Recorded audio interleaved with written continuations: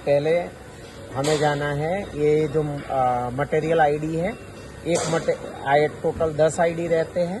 Okay 10 ID में एक ID में आपकी 10 रेसिपी बनती है। तो मेरी पहले एक ट्रायल की रेसिपी है 250 ग्राम बनाई हुई, फिर 900 ग्राम, 1 केजी और 2 केजी। तो हमने अभी 2 केजी को सिलेक्ट किया है। अगर मुझे डिटेल में कुछ जानना है कि ये रेसिपी में क्या पैरामीटर्स है, तो मैं रेसिपी सेटिंग में जाऊंगा।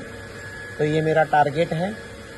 फास्ट रिजर्व यानी कि मुझे 2 केजी मटेरियल भरना है और मैंने 250 ग्राम रखा है। तो मेरा जो फास्ट गेट है, बड़ा वाला जो गेट है, वो 1 केजी 750 ग्राम पे बंद हो जाएगा और मटेरियल आते आते 1 केजी 900 ग्राम के आसपास मटेरियल आ जाएगा।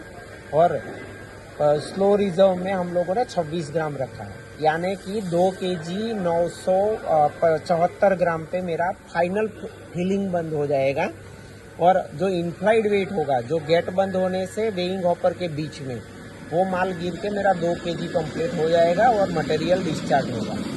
डिस्चार्ज का जो ये डिस्चार्ज टाइम है, वो क्या है कि मेरा जो वेइंग हुआ माल जो वेइंग हॉपर में है, उसको डिस्चार्ज करने का एक टाइम है कि वो 0.8 सेकेंड तक गेट को खुला रखेगा, उसके बाद बंद कर देगा। उसके लिए फास्ट स्टेप क्या है? फास्ट स्टेप ये है कि मुझे मेरा मटेरियल कितना जल्दी फास्ट गेट में से जल्दी फिलिंग करना है।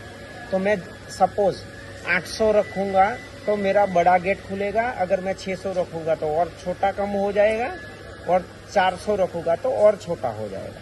अगर मैं छोटा पेमेंट कर रहा हूँ, मतलब 1 केजी से नीचे अगर 500 ग्राम कर रहा हूँ, तो मुझे वो गेट 500 या 600 पे रखना है। और मोर देन 1 केजी के ऊपर में अगर मैं कर रहा हूँ, तो ये हमारा रिकमेंडेशन है कि आप मैक्सिमम डिग्री को ओपन करो।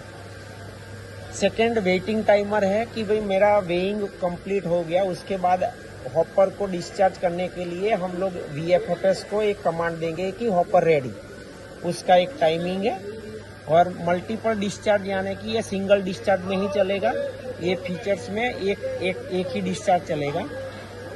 अभी आया pre feeding delay time. Pre feeding delay time मतलब मेरा मटेरियल वेइंग हॉपर में से डिस्चार्ज हो गया, उसके बाद मुझे नेक्स्ट फिलिंग कितनी मिली सेकेंड में स्टार्ट करना है, उसका टाइम है। तो वो आप आपके टाइमिंग के हिसाब से चला सकते हैं।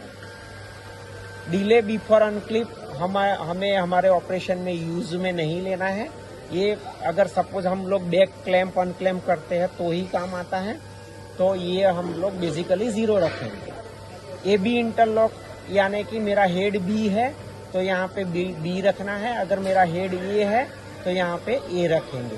और AB इंटरलॉक डिले टाइम यानी कि 2 हॉपर का सिंक्रोनाइजेशन, जो डिस्चार्ज और फिलिंग के बीच में हम लोग एक सिंक्रोनाइजेशन रखना पड़ता है, उसमें बाय डिफॉल्ट आप 0.7 सेकंड रखिए तो आपका सिंक्रोनाइजेशन प्रॉपर होगा। Thank you.